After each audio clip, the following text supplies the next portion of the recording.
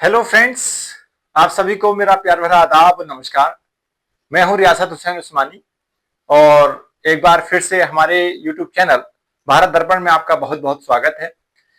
तो आज फिर से जो है हम जो एसआईआर की प्रक्रिया चल रही है उसके संबंध में ही बातचीत करेंगे क्योंकि जो अभी जो प्रथम चरण चल रहा है, पहले हम चरणों की भी बात करेंगे, क्या कौन सा चरण क्या है, किसमें क्या होना है, उसकी बात की भी करेंगे। तो ये जो पहला चरण चल रहा है जिसमें जो है बीएलओ साहब जो है घर घर जाकर जो है फॉर्म दे रहे हैं और उसको जो है फिलअप करना है।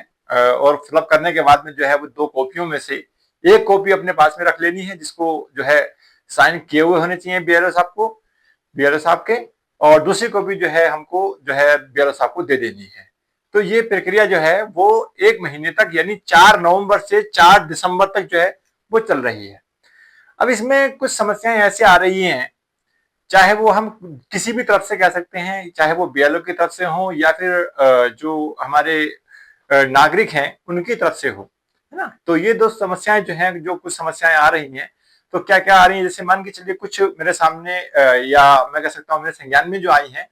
तो देखिएगा कुछ चीजें हैं, जैसे साहब जो बीएलओ साहब ने जो फॉर्म दिया है, तो उसमें जो फॉर्म दिया गया है, मान के चलिए कोई भी फॉर्म जो आपको मिला होगा, तो हम ये कह सकते हैं कि इस तरह जो फॉर्म मिला है, तो उसमें क्या है, उसमें ये दो चीजें मैंने बताया था आपको, 5 चीजें हैं उसमें। एक में यहाँ पर आपका जो नाम वगैरह है, उसमें आपका जो है क्या विधानसभा का नंबर है, एक में फोटो है, एक में, और इस तरह उसके जो है विधानसभा क्षेत्र का नाम संख्या है, और दूसरे में जो है नया ये पुराना फोटो, यहाँ नया फोटो लगाना, इस तरह से बना हुआ है ना। और अगला जो ये था, मैंने बताया था आपको, यहाँ पर ये वाला कॉलम जो है इस तरह से इसको भरना है, इसके आधार पर ये जो दिया गया उसी के आधार पर भरना है। अब समस्याएं क्या आ रही है, देखिए जो है, जैसे मुझे पता चला है और मैं देख रहा हूं, तो कुछ जगह में ऐसा हो रहा है कि वहां पर कुछ कॉलम जो है वहां पर खाली छोड़े जा रहे हैं। जैसे मान के चलिए, अगर किसी व्यक्ति की जो है, अगर कोई लड़का हो या लड़की हो, अगर उसकी शादी हो चुकी है, तो वहां पर जो है उसको कॉलम जो है मान का अगर छोड़ना नहीं है, यानी मैंने देखा है कि वहां पर जो है खाली छोड़ा गया है, तो थोड़ा सा ये गलत है ना। तो ध्यान रखिएगा, उस चीजों को छोड़ना नहीं है। और दूसरी बात ये जो है, कोई अधूरा फॉर्म अगर वो यदि लागू, वहां पर एक कॉलम दिया गया है यदि लागू हो, इसका यदि लागू हो का क्या मतलब है, यानी इसी का ये मतलब होता है कि अगर मान के चलिए कोई ऐसा लड़का है या लड़की है जिसकी अभी शादी नहीं हुई है, तो वो इस कॉलम में, इसका मतलब ये होता है वो इस कॉलम को खाली छोड़ सकता है। छोड़ना पड़ेगा क्योंकि वो लागू नहीं होता, क्योंकि उसकी शादी नहीं हुई है, तो उसके पति या पत्नी होने का तो कोई मतलब संबंध ही नहीं है, तो यहां पर ये लागू नहीं होगा, है ना। लेकिन अगर उसकी शादी हो गई है, तो क्या कहेंगे उसको कि ये लागू हो गया है। अब लागू होने की स्थिति में क्या है, वो भरना ही पड़ेगा उसको, है ना। तो भरना पड़ेगा, तो वहां पर जो है वो उसका नाम क्या है, पति या पत्नी का नाम वहां पर देना पड़ेगा, है ना। ये चीज अधूरा फॉर्म ना रखें, है ना।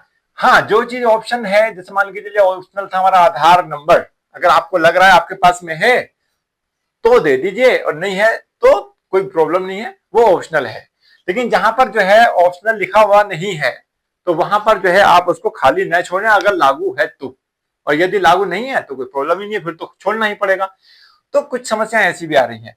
और दूसरी बात यह है जो है, देखिए फॉर्म को जो है मैं पहले ही बता चुका हूं कि जब आप फॉर्म भर रहे हैं, तो जो बीएलओ साहब ने कॉपी दी है ना उसको डायरेक्ट मत भरिए, उसकी आप जो है कॉपी करा लीजिए। एक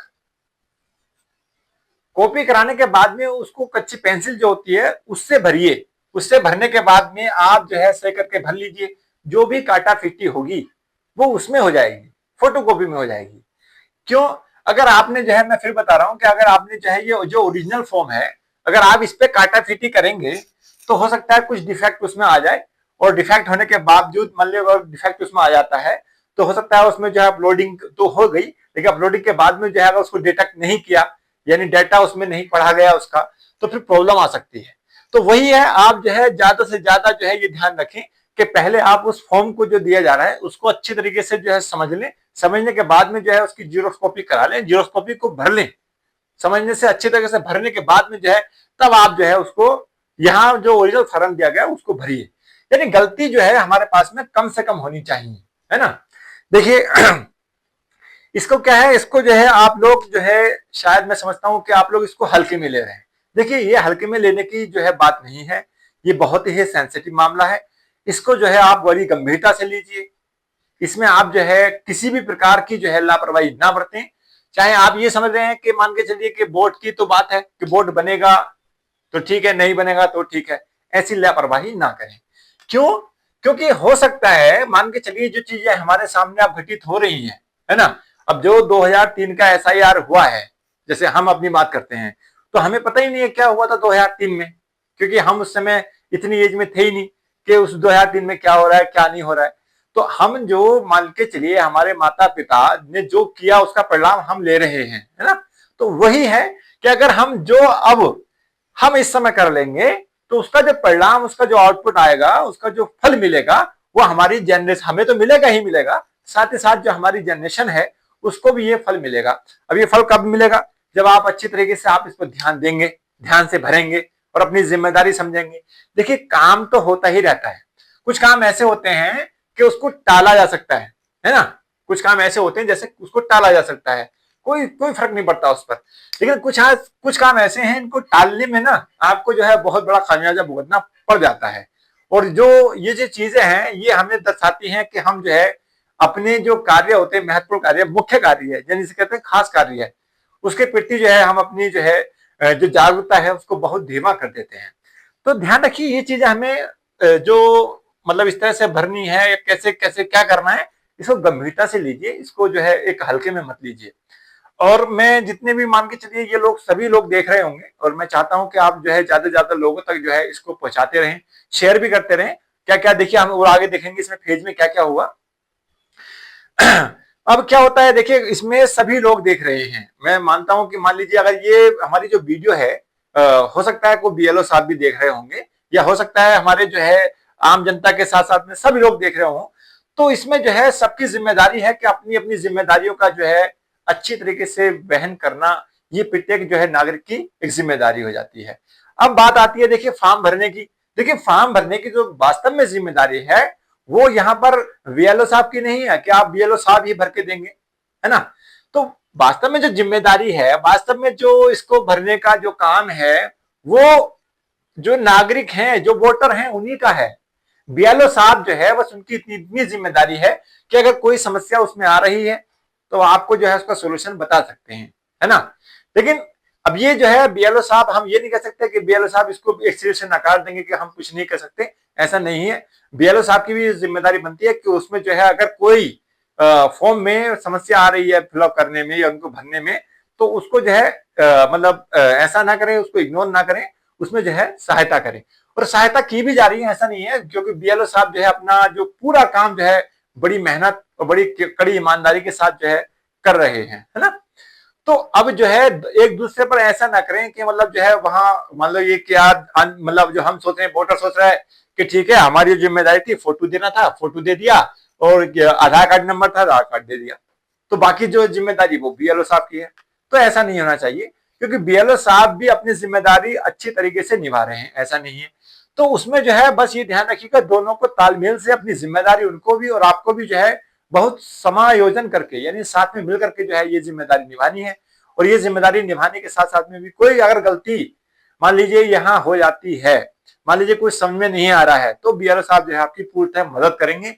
ऐसा नहीं है कि वो आपकी मदद ना करें, पूर्णतः मदद करेंगे। और मैं देख रहा हूं कि जो बीएलओ साहब है लगभग लगभग पूरा फॉर्म तो भर के ही दे रहे हैं, है ना, लगभग लगभग पूरा फॉर्म तो भर के ही दे रहे हैं। लेकिन उसमें अगर मान के चलिए कुछ चीजें आपको नजर आ रही है कि ये ऐसा नहीं होना चाहिए था, ऐसा होना चाहिए, तो आप उनको बताइए और वो आपको जो है उसमें सही करके भर देंगे, है ना। तो ये है। तो अब यहां हम देखेंगे अगली बात। अगली बात क्या है देखिए। अब मैं आपको बताता हूं कि ये जो प्रक्रिया है एसआईआर की, एक लंबी प्रक्रिया है। देखिए क्या क्या होगा इसमें। देखिए इसमें कुछ फेज हैं। फेज कैसे हैं? देखिए नंबर 1 फेज हमारा जो है फॉर्म का वितरण हो रहा है।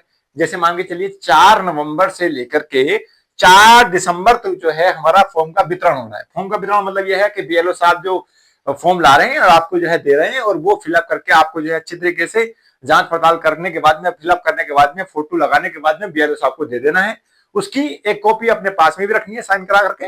ये काम जो है वो 4 नवंबर से 4 दिसंबर तक, यानी पहला चरण क्या हो गया हमारा, 4 नवंबर से लेकर के 4 दिसंबर तक चलेगा ये काम, है ना, 2025 तक। अब ये जब फॉर्म भरे जाएंगे, फॉर्म भरने के बाद में होगा क्या, ये फॉर्म भरने के बाद में जो है बीएलओ साहब जो है अपना काम करेंगे, वो अपना जो फॉर्म है उसको वो अपना डिजिटाइज करेंगे, उसको जो बीएलओ साहब की जिम्मेदारी है वो उन पर छोड़ दीजिए, क्योंकि वो काम क्या करेंगे, वो उसको अपलोड करेंगे, वहां तक पहुंचाएंगे जहां तक उसको पहुंचना है ना, ये काम हो जाएगा। अच्छा, दूसरा चरण क्या होगा, दूसरा चरण देखिए, नई वोटर लिस्ट आएगी आपकी 8 या 9 दिसंबर को 2025 को। अब ये जो हमने भर दिया है, फॉर्म भर दिया है, जो हमने मान लीजिए जो एन्यूमरेशन फॉर्म मिला है हमको, जो भर दिया गया है, अब जो है उस आधार पर जो है हमारी 8 या 9 दिसंबर को जो है वो लिस्ट आ जाएगी, नई लिस्ट आ जाएगी, जिसे हम क्या कहेंगे, टेम्परेरी लिस्ट कहेंगे, है ना, ये टेम्परेरी लिस्ट होगी। इसमें जो हमने फॉर्म भरे हैं उसके आधार पर जो है यहाँ पर क्या आ जाएगा, उसमें नाम जुड़कर आ जाएगा, है ना।